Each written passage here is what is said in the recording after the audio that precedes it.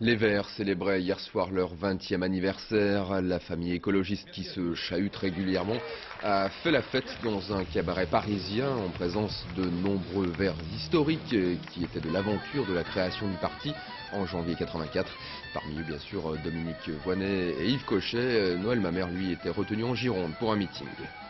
En 2 décennies, les Verts sont passés du stade de groupe marginal à celui de deuxième formation de la gauche. En 20 ans, ils ont donc grandi. Serge Simineau et Marc Doux ont rencontré un fondateur et un jeune militant qui retrace l'histoire souvent mouvementée du parti écologiste. Dans un QG tout neuf et encore en chantier, Yves Cochet est venu tourner avec nous quelques pages de l'histoire des Verts.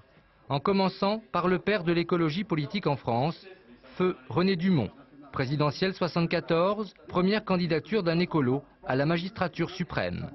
Et vous savez ce qui va se passer? Eh bien, nous allons bientôt manquer de l'eau. Et c'est pourquoi je bois devant vous un verre d'eau précieuse, puisque avant la fin du siècle, si nous continuons un tel débordement, elle manquera. Très bien. Ah, si on avait un candidat comme ça maintenant. Ces propos, bon là, c'est très résumé, sont presque les mêmes que ceux qu'on peut tenir maintenant, avec une aggravation de la situation objective de la planète, alors que, bon, on n'a pas vu la cassette, je sais pas, du candidat Mitterrand ou du candidat Giscard, qui serait sans doute décalée par rapport à la réalité de 2004. La candidature de Dumont donne des idées aux amis de la planète.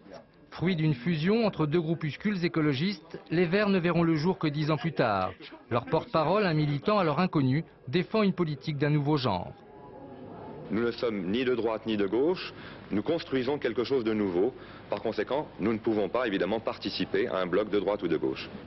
Une décennie plus tard, le Nini a du plomb dans l'aile. La politique autrement cherche sa voie. L'absence d'élus aux européennes de 94 pousse Dominique Voynet et ses amis à ancrer les Verts à gauche. Un vrai virage politique, il pousse même Antoine Wechter à s'exclure du mouvement. Les écolos ont appris à compter.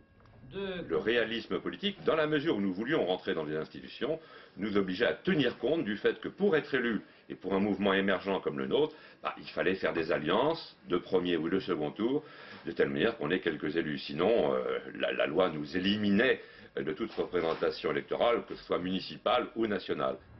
97, victoire de la gauche plurielle, la stratégie des Verts paye. 6 députés à l'Assemblée nationale, 1 ministre au gouvernement.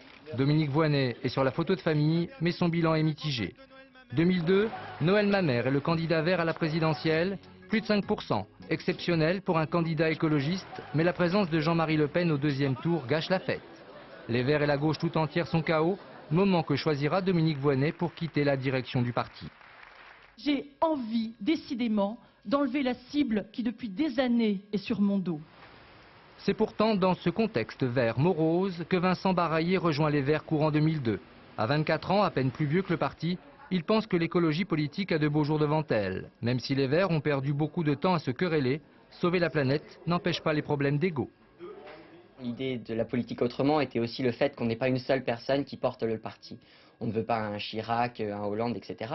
On veut tout un ensemble de personnes, un éventail de personnes représentant les différents parties de la société française, qui soient porte-parole de tous les militants. Donc effectivement, ça cause des problèmes, ça brouille un petit peu notre message parfois, mais ça permet à chacun des Français de se retrouver représenté chez les Verts. À l'instar de Gilles Lemaire, le très discret patron, l'ensemble des Verts mise beaucoup sur les régionales et les européennes pour se refaire une santé. Et pour fêter dignement les 20 ans du parti, nos 2 générations d'écolos aimeraient bien recevoir un joli cadeau électoral.